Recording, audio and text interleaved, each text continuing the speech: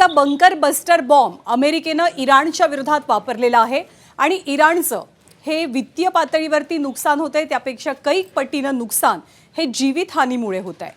अमेरिकेनं इस्रायलनं केलेल्या हल्ल्यामध्ये इराणचे 3 बडे नेते, 3 अतिशय प्रमुख नेते हे मारले गेल्याचं कळतंय।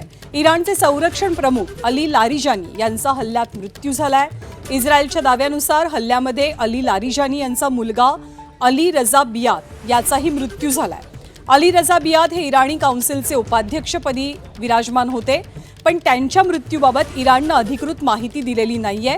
तर इराणच्या बासिस प्रांतातील कमांडर गुलाम रेजा सुलेमानी यांचाही मृत्यू झाल्याचं इराणनं स्पष्ट केलं। यानंतर इराणनं अतिशय आक्रमक भूमिका घेतली आणि इस्रायलवरती क्षेपणास्त्रांचा भडीमार सुरू केला।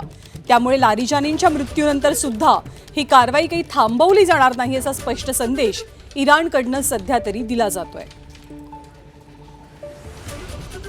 तर अली लारिजानी हे एक असं व्यक्तिमत्व इराणमधलं की त्यांच्या मृत्युमुखी पडण्यामुळे खरं तर इराणला मोठा फटका बसलाय। अली लारिजानी यांचं एकंदरीत योगदान काय आहे इराणच्या जडणघडणीमध्ये आणि आत्ताच्या परिस्थितीमध्ये ते जाणून घेऊया।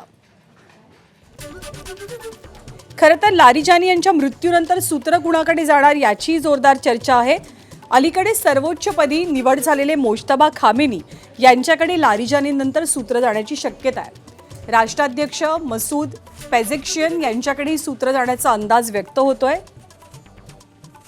तर रिव्होल्युशनरी गार्डचे नवनियुक्त प्रमुख अहमद वाहिदी यांचंही नाव या चर्चेत पुढे आहे। इराणी संसदेचे अध्यक्ष मोहम्मद बागेर गालिबाफ यांचंही नाव समोर येत आहे सूत्र स्वीकारण्यासाठी। आणि न्यायपालिकेचे प्रमुख गुलाम हुसेन मोहसेनी यांचंही नाव या 5 जणांमध्ये आघाडीवर आहे।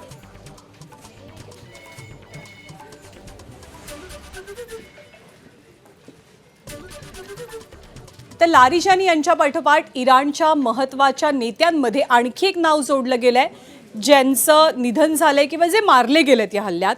इराणच्या गुप्तचर मंत्रालयाचे प्रमुख इस्माईल खतीब हे सुद्धा इस्रायलच्या हल्ल्यामध्ये ठार झालेत। तेहरानमधल्या एका हल्ल्यामध्ये त्यांचा मृत्यू झाल्याचा दावा इस्रायलच्या सुरक्षा यंत्रणांकडनं करण्यात आला। इस्रायलकडनं इराणी नेत्यांना ठार करण्यासाठी एक प्रकारे खुलेआम परवानगी मिळाल्याचं चित्र दिसतंय। तेहरानमधील एका टार्गेटेड हल्ल्यात इस्माईल खतीब ठार झाल्याचं IDF करून सांगण्यात आलेलं आहे। तर इस्रायल लष्कराला इराणमध्ये कुणालाही टार्गेट करण्यासाठी खुली सूट देण्यात आली। नेतन्याहू यांनी इराणी अधिकाऱ्यांना ठार करण्यासाठी खुलेआम परवानगी दिली असून इस्रायलच्या निर्णयानंतरच इराणच्या गुप्तचर प्रमुखांची एक प्रकारे हत्या झाली आहे।